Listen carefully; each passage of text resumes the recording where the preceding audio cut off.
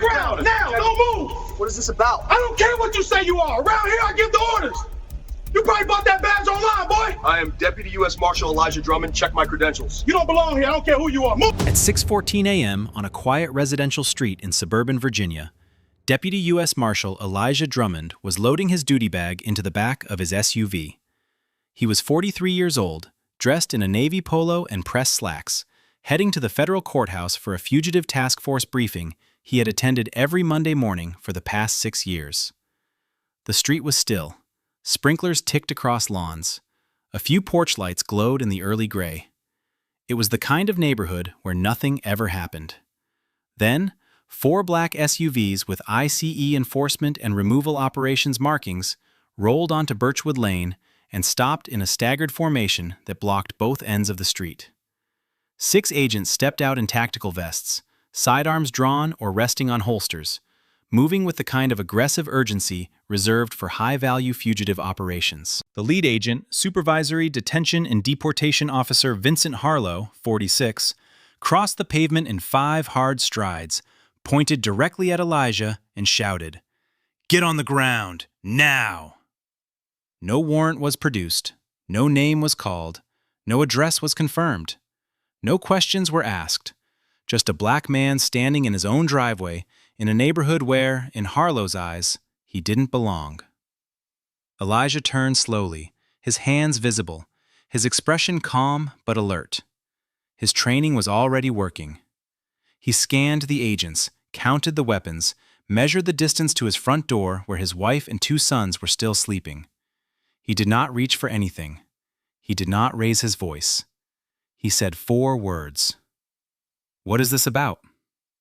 Harlo didn't answer.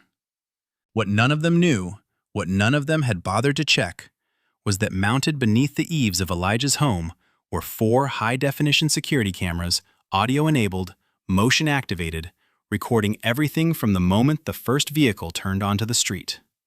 Every word, every movement, every second of what was about to happen was already being preserved. Elijah Drummond had spent 21 years in federal law enforcement.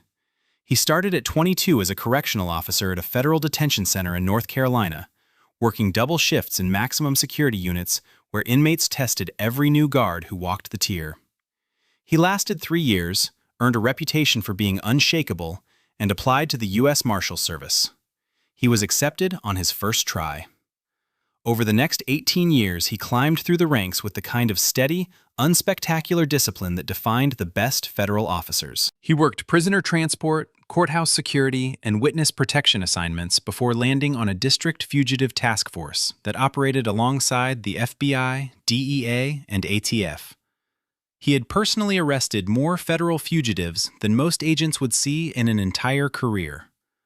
The Department of Justice had commended him twice, once for a multi-state manhunt that ended without a single shot fired, and once for a protective detail he ran for a federal judge who had received credible death threats.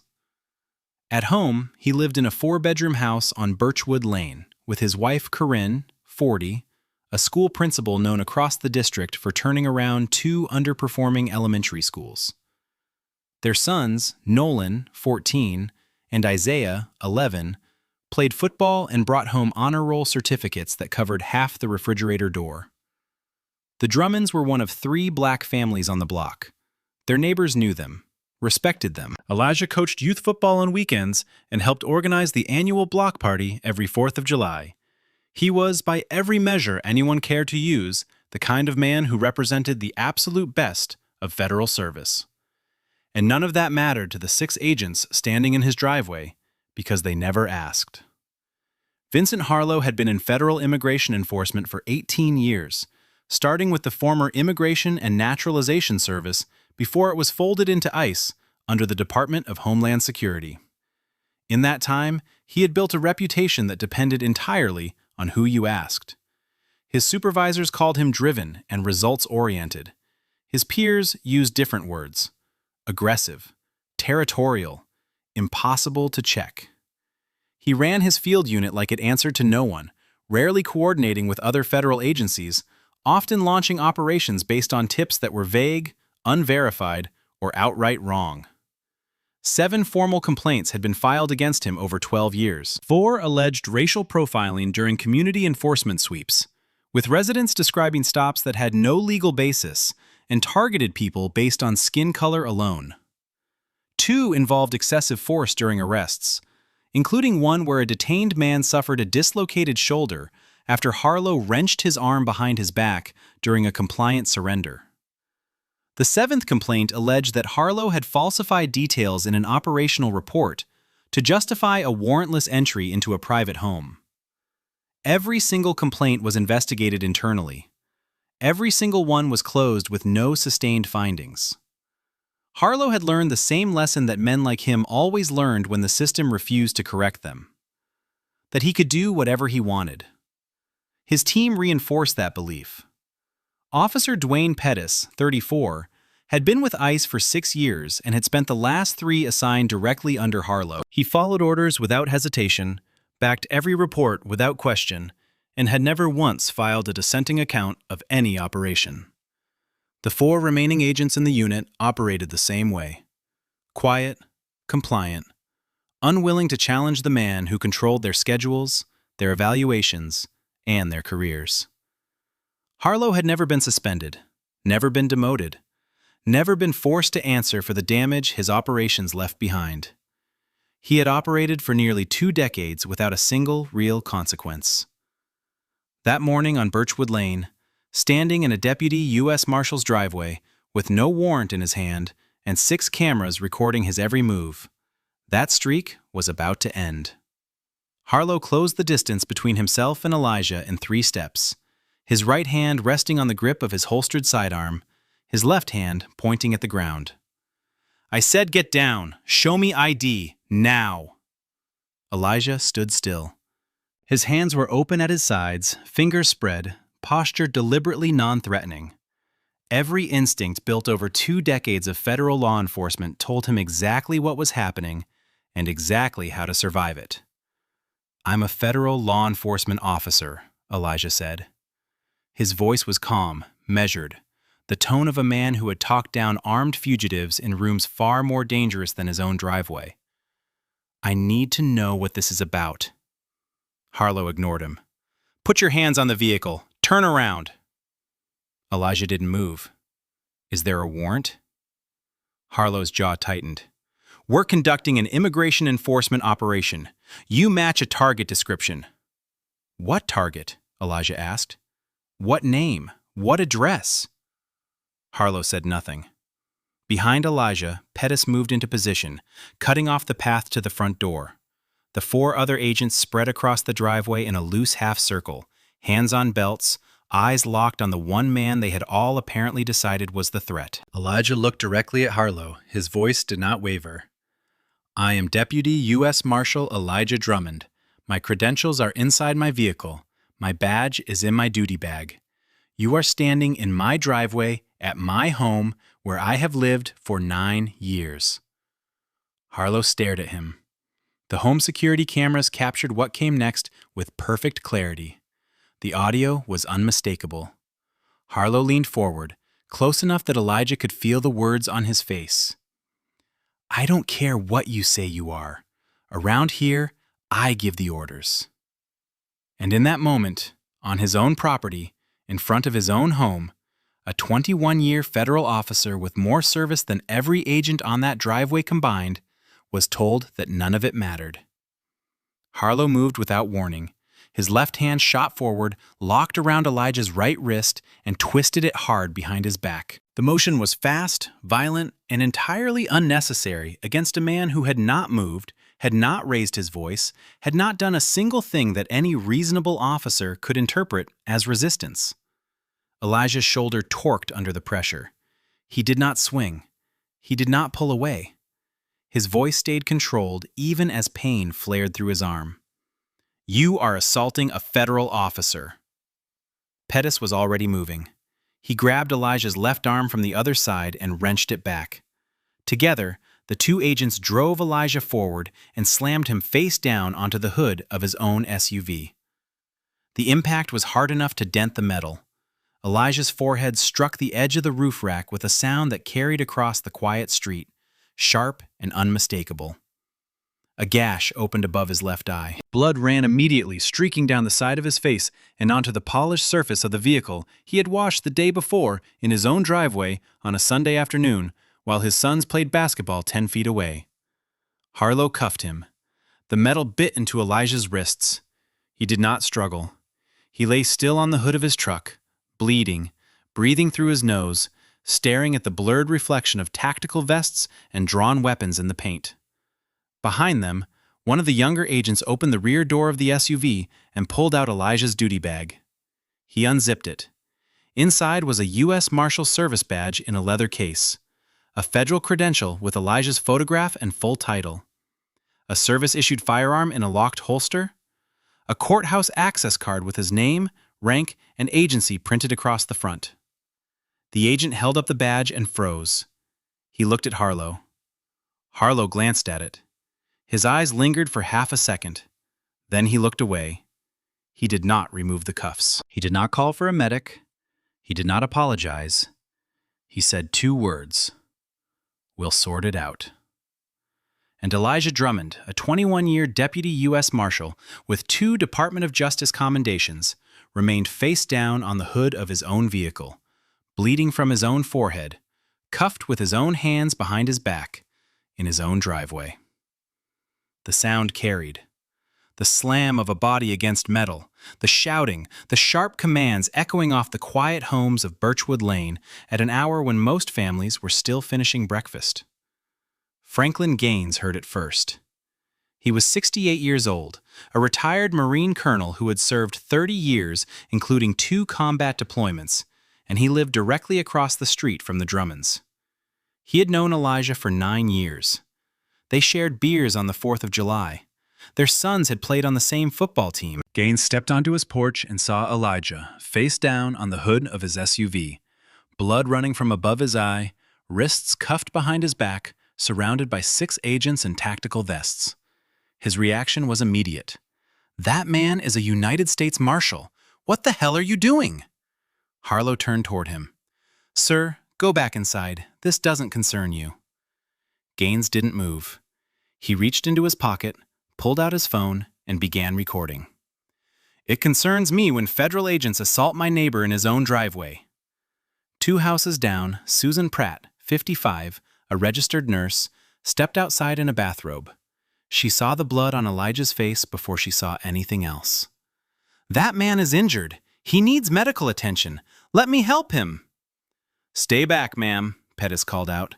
"This is an active operation." From an upstairs window on the other side of the street, a retired schoolteacher named Helen Corley began recording silently on her tablet, capturing the full width of the driveway from an elevated angle that showed every agent, every vehicle, and every second of what was happening to a man she had watched coach neighborhood children for nearly a decade. Then the front door opened. Corinne Drummond stood in the doorway. She saw the tactical vehicles. She saw the agents. She saw her husband bleeding and cuffed on the hood of his own truck. The scream that came from her was not theatrical. It was the sound of a woman watching the one thing she feared most happen in real time. Behind her, Isaiah appeared. He was 11 years old, still in pajamas, and when he saw his father on the ground with blood on his face, he began to cry. Nolan, 14, stepped past his mother. His face was tight, his eyes locked on the agents. He did not cry.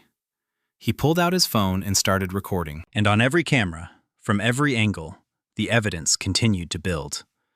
Harlo grabbed Elijah by the cuff chain and pulled him off the hood. Blood from the gash above his eye had reached his chin, dripping onto his polo collar in a pattern the cameras captured with devastating clarity. Harlo walked him to the rear of an ICE vehicle and pushed him inside. Elijah's head nearly struck the doorframe. Then Harlo turned to his team. Secure the scene. That meant one thing. Stop the recording. Pettis crossed the street toward Franklin Gaines, phone raised and steady on his porch. "Sir, stop filming or you'll be arrested for obstruction." Gaines didn't flinch. "You just assaulted a federal officer in his own driveway." "I'm not going anywhere." Another agent approached Susan Pratt, who held up her nursing ID. "That man is bleeding from a head wound. I'm a medical professional. Let me assess him. She was told to leave. She didn't. From her upstairs window, Helen Corley kept recording in silence, her tablet propped against the glass at an angle none of the agents had noticed. Inside the vehicle, Elijah sat upright, blood still running down the left side of his face, and spoke with the calm certainty of a man who understood federal law better than anyone on that driveway. You need to contact the United States Marshal Service immediately. You have made a serious error, and it is getting worse by the minute. The agent nearest the door shifted his weight but said nothing. Outside, Harlo leaned toward Pettis, his back to the nearest camera, but not far enough to escape the audio. He probably bought that badge online. The microphone captured every syllable, every ounce of contempt. And inside the house, behind a door that had just closed, Corinne Drummond was already reaching for her phone. Corinne's hands were shaking, but her voice was not. She dialed the U.S. Marshal Service District Office from memory, a number saved under a name Elijah had told her to use if anything ever went wrong. She had never called it before. She identified herself, gave Elijah's badge number, his rank, his assignment, and described what was happening. My husband is in handcuffs in the back of an ICE vehicle. He's bleeding from his head. They slammed him onto his own truck. There is no warrant. Our children are watching. 45 seconds later, Chief Deputy U.S. Marshal Raymond Booker was on the line. He was 56, a 28-year veteran who had little patience for incompetence and none for abuse. He listened for 60 seconds and said 5 words: "Do not hang up." Within 4 minutes, Booker had ICE's Regional Field Office Director on the phone. "You have one of my deputies in cuffs in his own driveway. He is bleeding. There is no warrant. Fix this in 5 minutes or I'm calling the Inspector General, the DOJ Civil Rights Division, and every federal authority with jurisdiction." 3 minutes later, Harlo's phone rang. He listened. The color left his face. He walked to the vehicle, opened the door, and removed the cuffs without a word. No apology, no explanation. Elijah stepped out, wiped blood from his eye, and looked at Harlo for a long moment. Then he turned, walked across his own driveway, up his own steps, and to his wife standing on the porch with one arm around each of their sons. The door closed. On Birchwood Lane, 6 ICE agents stood in a driveway that was not theirs, next to a vehicle they had dented, surrounded by witnesses they had tried to silence, holding the wreckage of careers that were already over. They just didn't know it yet. The machinery of federal accountability moved fast when one of its own was on the ground bleeding. Within 3 hours of the incident, the U.S. Marshal Service had formally requested every piece of evidence connected to the operation on Birchwood Lane. All body camera footage from every agent present, all operational planning documents, all communication logs. The source of the tip that brought 6 agents to a deputy marshal's driveway, and the warrant, which did not exist, because there was no warrant. There had never been one. Elijah's home security system delivered what the federal request could not yet provide: 4 cameras, 4 angles, high-definition video with continuous audio covering the full duration of the encounter from the moment the first ICE vehicle turned onto the street to the moment Harlo removed the cuffs. Franklin Gaines submitted his phone recording and a written statement. Susan Pratt did the same. Helen Corley provided her tablet footage from the upstairs window, an elevated angle that captured the full driveway and every agent's position throughout. Corinne Drummond gave a statement that included what no camera could fully convey: her 11-year-old son crying in his pajamas, her 14-year-old recording his father's blood on a phone screen. The Marshal Service referred the matter simultaneously to the DHS Office of Inspector General and the DOJ Civil Rights Division. Separately, Elijah's commanding officer made a second referral to the FBI's Public Corruption Unit. The language was precise and devastating. Federal agents may have filed false operational documents, assaulted a sworn federal officer, attempted to suppress witness recordings, and conducted a warrantless seizure in direct violation of the Fourth Amendment. By nightfall, 3 federal agencies were investigating 6 ICE agents, and the evidence was already overwhelming. Federal investigators started with the tip. The call that Harlo had used to justify rolling 6 agents and 4 tactical vehicles onto a residential street at 6 a.m. was a vague, anonymous report about a suspicious foreign male at 4412 Maple Court. The description referenced a male in his late 20s, approximately 5'7", with a heavy accent. Elijah Drummond was 43, stood 6'2", was born in Richmond, Virginia, and had lived at 4638 Birchwood Lane for 9 years. Not the same street, not the same block, not even close. Investigators pulled Harlo's operational file for the morning. There was no proper plan, no supervisory authorization, no pre-operation briefing documented, no database check on the target address, no coordination with any other agency. Harlo had taken an unverified, anonymous call, skipped every required step, and launched a tactical operation against a home he had never confirmed was connected to anything. When investigators widened the scope, the pattern became impossible to ignore. Over the previous 3 years, Harlo had conducted 16 operations based on similarly unverified tips. Every single one targeted a home in a predominantly minority neighborhood. 11 resulted in unlawful detentions of individuals who had no connection to any immigration violation. 0 produced an actual arrest. Not one. Pettis had been present for 9 of those 16 operations. In every case, he filed supplemental reports that supported Harlo's version of events, using language so similar across reports that investigators flagged it as coordinated. The picture was no longer a single bad morning. It was a system. A pattern of warrantless, racially targeted operations run by an agent who had never been checked, backed by a subordinate who had never said no, and ignored by supervisors who had never looked closely enough to see what was right in front of them. The DHS Inspector General's preliminary report landed like a detonation. It described Harlo's unit as operating with reckless disregard for constitutional protections and a documented pattern of racially selective enforcement. The language was not cautious. It was not hedged. It was the kind of finding that ended not just careers, but entire command structures. The DOJ Civil Rights Division opened a formal investigation under 18 U.S.C. Section 242, Deprivation of Rights under Color of Law. The FBI's Public Corruption Unit added a parallel track focused on falsification of federal documents, citing the operational reports Harlo and Pettis had filed across 16 operations that bore no resemblance to what actually occurred. ICE headquarters in Washington received a classified briefing. The room included senior officials, agency attorneys, and a liaison from the Department of Homeland Security's Office of General Counsel. A senior official looked at the still frame from Elijah's home security camera, a deputy U.S. Marshal face down on his own vehicle, bleeding, cuffed, his children visible in the doorway behind him, and said what everyone already knew. He put hands on a deputy U.S. Marshal, in his driveway, in front of his children, with cameras rolling. This is not survivable. Harlo and Pettis were placed on immediate, unpaid suspension. Their credentials, firearms, and badges were confiscated the same afternoon. The 4 remaining agents from the unit were placed on administrative leave pending individual review. None were permitted contact with Harlo or Pettis.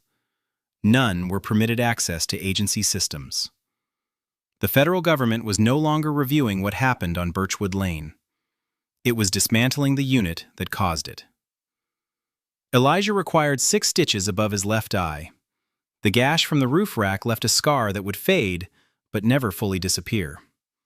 His right wrist was sprained from the cuffing, swollen enough that he wore a brace for 2 weeks. But the physical injuries were the smallest part of what Harlo's team left behind. Isaiah was 11. He stopped going outside in the mornings. He asked to be driven to school instead of walking to the bus stop, something he had done independently since 3rd grade. He told his school counselor that he was afraid men with guns would come to the house again. He began waking at night, standing at his bedroom window, watching the street. Nolan was 14. He did not cry after that morning. He oscillated between a quiet, simmering rage and long stretches of silence that worried his parents more than any outburst could have. He had watched the video he recorded of his own father being slammed onto a truck and bleeding on camera. He watched it more than once before Corinne found out and asked him to stop. He became withdrawn. His grades dropped. He quit responding to texts from teammates. Corinne took a week off from her school, then another. She sat with her sons, drove them to counseling, held the household together while managing a fury she kept hidden from the boys, but could not keep from her voice when she spoke to attorneys. Elijah went back to work after 10 days, but every morning he paused at the front door before stepping outside. A man who had spent 2 decades breaching doors to arrest the most dangerous fugitives in the country now hesitated before walking into his own driveway. One night, after the boys were asleep, he sat beside Corinne on the couch and said quietly, "I've been in rooms with killers who showed me more respect than those agents did." The federal grand jury returned indictments against both men within 2 months. Vincent Harlo and Dwayne Pettis were charged with deprivation of rights under color of law, conspiracy, assault on a federal officer, and falsification of federal records. Harlo was offered a plea deal that would have reduced his sentence significantly. He rejected it. He told his attorney he was doing his job and that no jury would convict a federal agent for following a tip. He was wrong. At trial, the prosecution played Elijah's home security footage in its entirety. 4 angles, uninterrupted audio. The jury watched a calm, identified, compliant federal officer slammed face first onto his own vehicle. They watched blood run down his face. They watched his children appear in the doorway. They heard Harlo say, "I don't care what you say you are." They heard him tell Pettis he probably bought that badge online. Harlo's attorney argued good faith reliance on an anonymous tip. The prosecution dismantled it in minutes. The tip described a man in his late 20s at an address 2 blocks away. Elijah was 43, lived on a different street, and had been a federal officer for over 2 decades. There was no operational plan, no warrant, no database check, no supervisory approval. Franklin Gaines testified. Susan Pratt testified. Corinne testified about what her sons saw that morning. Then Elijah took the stand and recounted every moment with the same calm precision that had made him one of the most effective deputies in his district. The jury deliberated for 5 hours. Guilty on all counts. Harlo was sentenced to 4 years and 3 months in federal prison. Pettis, who had cooperated partially during the investigation, pleaded guilty to reduced charges and received 22 months. Elijah filed a federal civil rights lawsuit against Harlo, Pettis, and the Department of Homeland Security. The complaint cited assault on a federal officer, warrantless seizure in violation of the Fourth Amendment, racial profiling, excessive force, and intentional infliction of emotional distress on his wife and children. DHS attorneys reviewed the home security footage, the witness recordings, the investigative findings, and the criminal convictions. They settled before trial. The amount was $3.4 million, among the largest individual payouts in an ICE misconduct case. But the money was not the point.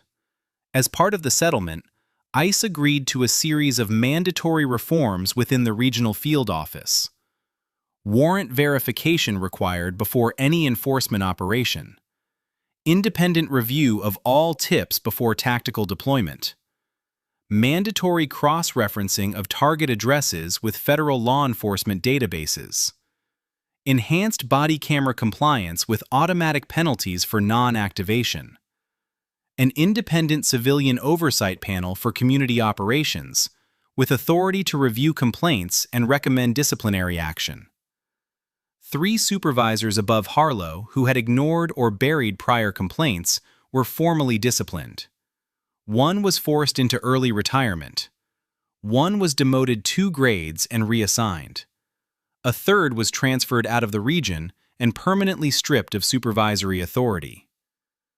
Harlo's federal law enforcement certification was revoked permanently. He would never carry a badge again in any capacity. Pettis was barred from federal employment for life.